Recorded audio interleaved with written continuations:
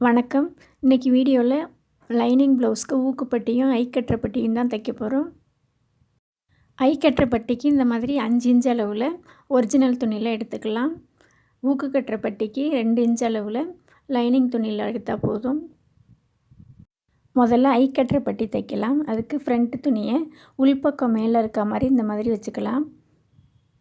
ஐ கட்டுற துணியை இந்த மாதிரி 2ஆக மடிச்சுட்டு மேல் பக்கம் கொஞ்சம் மடித்து விட்டுட்டு இந்த மாதிரி தையல் போட்டுக்கலாம். கீழ்ப்பக்கமும் அதே மாதிரி கொஞ்சமாக மடித்து விட்டுட்டு நல்ல பக்கம் திருப்பிக்கலாம். இந்த தையல் 1/2 இன்ச் அளவில் இருந்தால் கரெக்டாக இருக்கும். இந்த மாதிரி பட்டியை நல்ல பக்கம் திருப்பிட்டு உள்பக்கம் எப்படி தையல் போட்டோமோ அது மேலேயே தையல் போட்டுக்கலாம்.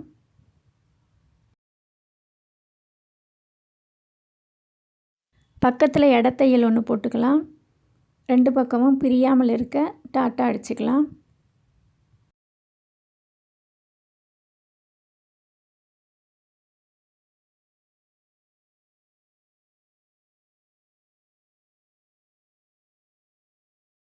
பட்டி இந்த மாதிரி நீட்டாக அழகாக நேராக இருக்கணும், வளைவு இல்லாமல். இப்போது ஊக்குப்பட்டி தைச்சிக்கலாம்.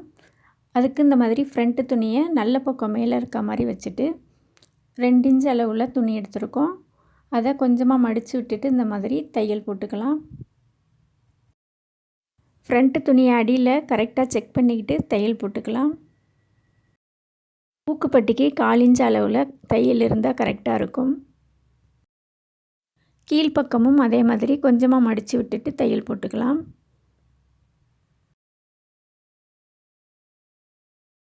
பட்டி துணியை இந்த மாதிரி எடுத்து விட்டுட்டு சமப்படுத்திக்கலாம். இப்போது படிமான தையல் ஒன்று போட்டுடலாம்.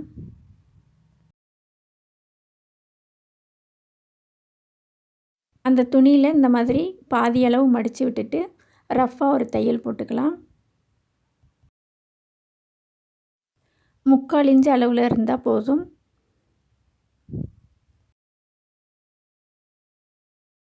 இப்போது லைனிங் துணி அப்படியே உள்பக்கம் திருப்பிக்கலாம்.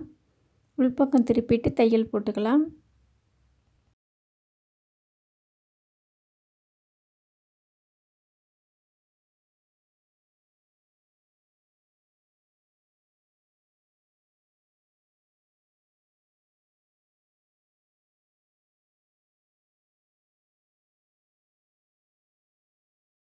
இப்போது இடத்தையல் ஒன்று போட்டுக்கலாம். 2 பக்கமும் பிரியாமல் இருக்க டாட்டா அடிச்சுக்கலாம்.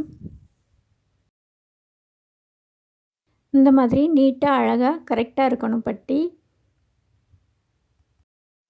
உங்களுக்கு இந்த வீடியோ பிடிச்சிருக்குன்னு நம்புகிறேன். வீடியோ பிடிச்சிருந்தா வீடியோஸை லைக் பண்ணுங்கள், ஷேர் பண்ணுங்கள், சப்ஸ்கிரைப் பண்ணுங்கள். ஃப்ரெண்ட்ஸ் கூட ஷேர் பண்ணிக்கோங்க. நன்றி.